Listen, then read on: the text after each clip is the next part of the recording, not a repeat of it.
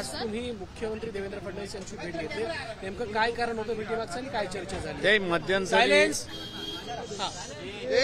Sir बोला sir, तुम्ही मुख्यमंत्री सूर्यवंशी यांच्या असणारे कुटुंब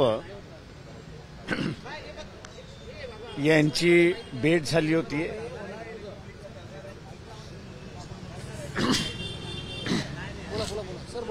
अरे एक मिनिट थांबा ना, ते सर बोलतात ते तुमचं झालं तर मी बोलतो ना। नाही सर, सुरू आहे, बोला। सूर्यवंशी यांच्या कुटुंबाची आई आणि त्याचे भाऊ आणि इतर नातेवाईक अकोल्याला येऊन भेटले होते। त्यांच्या असणाऱ्या काही तक्रारी होत्या, त्या तक्रारी मी असणाऱ्या मुख्यमंत्र्यांच्या कानावरती त्या ठिकाणी घालण्यासाठी आलेलो आहे। कस्टोडियल डेथ असल्यामुळे पोलिसांची कारवाई नाही तर मॅजिस्ट्रियल इन्क्वायरी झाल्याशिवाय पुढची कारवाई होत नाही, तर ती एक डिले चाललेली आहे, त्याच्याबद्दलचं असणारं लक्ष घालायला सांगितलेलं आहे। दुसरं जे आहे ते इन्हान्स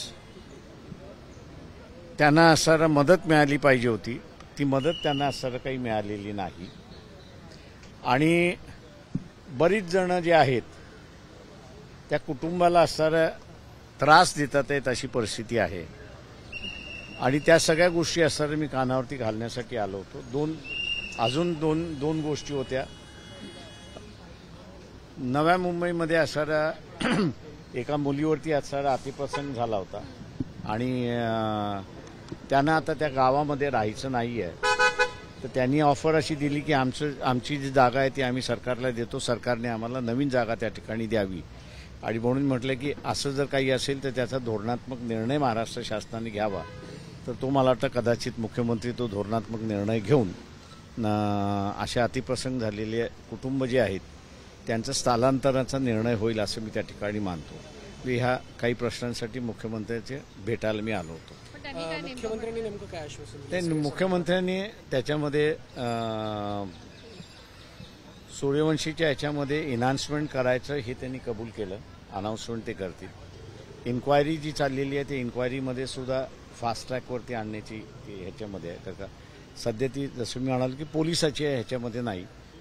म्हणजे 2 इन्क्वायऱ्या चाललेल्या आहेत। एक सूर्यवंशी याची असणारी जी कस्टोडियल डेथ आहे ती मॅजिस्ट्रेट इन्क्वायरी त्या ठिकाणी करतो, कारण का ही कस्टडी त्यांची मॅजिस्ट्रेटकडे होती म्हणून। उरलेल्या ठिकाणच्या ज्या आहेत ज्याला आपल्याला म्हणता येईल की हाणामारीच्या ज्या आहेत, लाठीचार्जच्या ज्या आहेत, त्या इन्क्वायऱ्या आम्ही त्यांना म्हटलं होतं असणारं लवकरात लवकर करून घ्यावी, तर ते त्यांनी असणारं आदेश दिलेत की त्याच्यामध्ये असणारं जे दोषी असतील त्यांच्यावरती केसेस दाखल करा, पण त्यांनी असणारं सांगितलेलं आहे। पण मग या प्रकरणामध्ये तुम्हाला असं वाटतं की डिले होतोय किंवा बीड प्रकरण जे आहे ते ज्या पद्धतीनं घेतलेलं बघायला मिळतं, सूर्यवंशी यांचं देखील प्रकरण तितक्याच मार्जिने घ्यावं? ते माझं म्हणणं असेल की त्याच्यामध्ये ह्याच्यामधला 2 फरक आहेत मी असं मानतोय की पोलीस इन्क्वायरी हा एक वेगळा भाग आहे, पण हा दिस इज अ कस्टोडियल डेथ। तेव्हा कस्टोडियल डेथ असल्यामुळे मॅजिस्ट्रेटच्या कस्टडीमध्ये असणारी जी जेव्हा डेथ होते त्यावेळेस त्या मॅजिस्ट्रेटनीच इन्क्वायरी ती करायची असते आणि त्यांनीच त्याच्यावरती असणारे काय, त्याच्यामध्ये पोलीस काहीच करू शकत नाही आहे।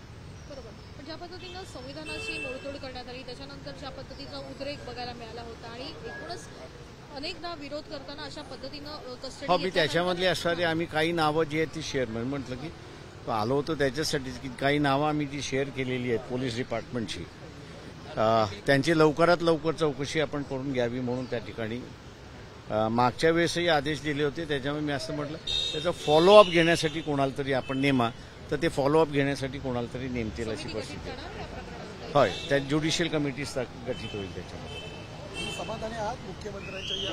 ते ज्याच्यामध्ये असं आहे त्याच्यामध्ये मला असणारं जे आम्ही जी मागणी केली होती ती मागणी ॲटलिस्ट त्याच्यामधली मान्य झालेली आहे।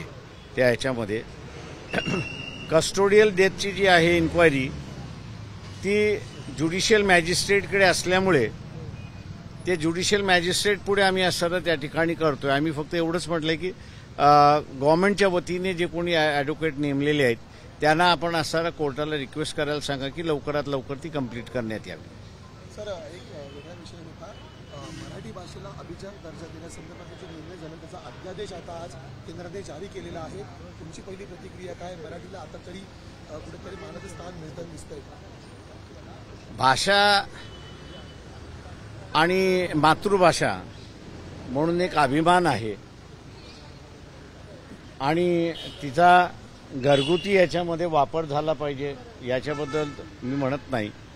परंतु ज्यावेळेस मी राष्ट्र म्हणून असताना ज्यावेळेस बघतो त्यावेळेस भाषा ही असणारी एक बाइंडिंग फोर्स आहे मोठ्या प्रमाणात, तेव्हा ती नॅशनल लँग्वेजला रिप्लेसमेंट म्हणून असं कोणी त्याच्यामध्ये बघू नये.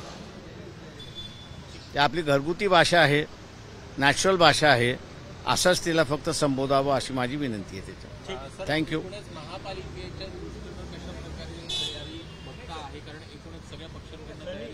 माझं म्हणणं आहे 22 तारखेनंतर इलेक्शन होईल की न होईल याचा निकाल होईल असं मी मानतोय. तुमचा काय अंदाज आहे? माझा अंदाज हा आहे की लॉर्डशिप खानविलकरांचं जे जजमेंट आहे हे अत्यंत विस्तृत जजमेंट आहे. आता ह्याच्या व्यतिरिक्त जजमेंट येईल का याच्याबद्दल मला शंका आहे. तुम्हाला वाटतं निवडणुका होणारच नाहीत म्हणून यापुढे महापालिकेच्या ओबीसीच्या आरक्षणाचं घोंगडं अंगावर घेऊन कोणी इलेक्शनला जाणार नाही.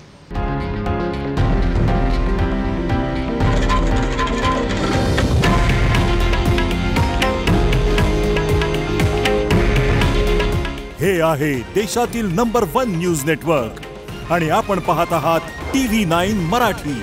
काळजी तुमची, हित महाराष्ट्राचं.